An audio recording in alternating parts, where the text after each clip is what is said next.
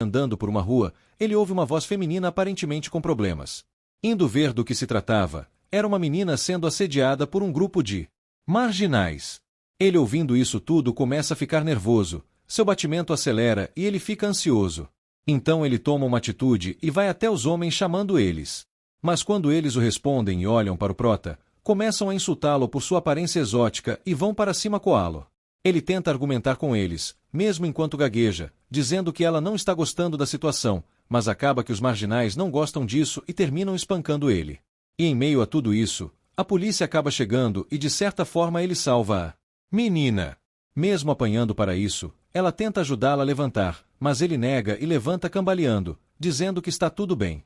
Voltando para casa, ele lembra de seu avô lhe ensinando a ser gentil com pessoas necessitadas e que para isso é preciso coragem.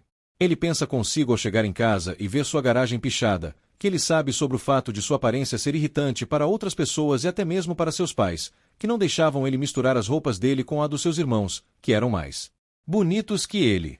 E no ensino médio, tudo piorou para ele, que sofria um bullying ainda mais extremo e que durante toda a sua vida apenas seu avô era gentil com ele. Mas, infelizmente, há não muito tempo atrás, seu avô faleceu, deixando ele sozinho. E após sua morte, o avô deixou suas economias e essa casa para ele. Mas mesmo assim, seus pais vieram tentar tomar tudo dele. Porém, as preparações minuciosas do seu avô acabaram com seus planos. Mas com isso, seus pais abandonaram completamente e ele teve que começar a trabalhar para si sustentar. E no dia da sua cerimônia de graduação, enquanto todos riam felizes no pátio da escola, ele estava chorando escondido, lendo todas as ofensas que haviam escrevido em seu caderno. E ao tentar sair correndo pelos fundos, ele é derrubado por um grupo de valentões que o perseguiu falando que mesmo se formando, ele sempre seria seu saco de pancada.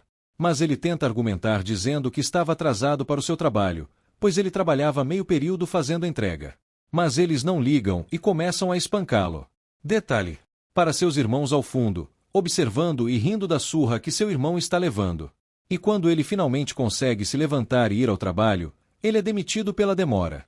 Em casa, após comer e enquanto escovava os dentes, ele se olha no espelho e começa a chorar, quebrando com um soco numa explosão de fúria. Mesmo com a mão cortada, ele continua a socar a parede enquanto reclama. Mas nisso, uma porta giratória se abre jogando ele para dentro. Ele entra em quarto sinistro, repleto de coisas estranhas. Ele diz que seu avô sempre esteve andando pelo mundo e colecionando coisas, mas nunca havia visto nenhuma delas. Nisso, ele vê uma porta no fim do quarto e resolve abri-la. E quando abre, ele vê do outro lado apenas uma mesa e uma estante dentro daquele quarto.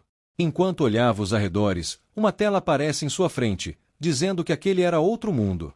Ele confirma que ainda estava dentro do quarto em sua casa e retorna ao anterior e a tela aparece novamente para ele. Ela mostra informações importantes que mais parecem vindas diretamente de um jogo. Ele fica empolgado com o fato de apenas ele poder usar aquela porta para o outro mundo, segundo a tela, e ele resolve olhar seus status, mas tudo que havia sobre ele estava no nível 1. E ele, vendo que possui alguns pontos de habilidade, atribui todos eles para a habilidade de Item Box, sabendo que ela era útil em jogos.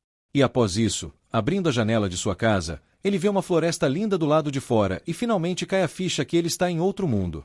Quando ele olha sobre a mesa, há uma carta, mas ela está escrita com a língua nativa daquele mundo, mas a tela de avisos aparece novamente para ele e mostra um skill de tradução bem útil para aquele momento.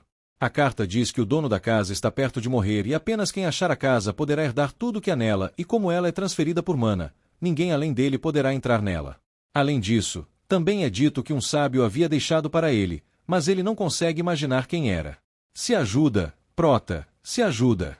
Olhando em volta, ele pega uma espada em meia a várias outras, e ao analisá-la, percebe que ela é muito mais incrível do que aparenta. Ele resolve sair da casa com a espada e fica em dúvida se todo aquele espaço ainda seria a casa dele.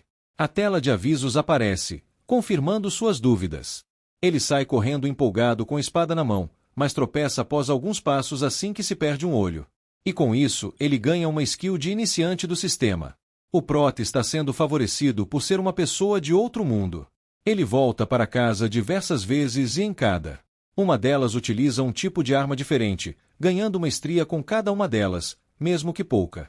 Ele sabe instintivamente que todas as armas ali são perigosas, mas mesmo que um pouco, aquilo serviu para mudar seus status. Ele resolve guardar as armas em sua item box para caso ele possa usá-las um dia. Nisso, algo grita assustando Prota. Um monstro enorme está birrando na barreira da casa dele. O Prota lembra que apenas ele pode entrar naquela residência e fica mais tranquilo e usa o avaliar no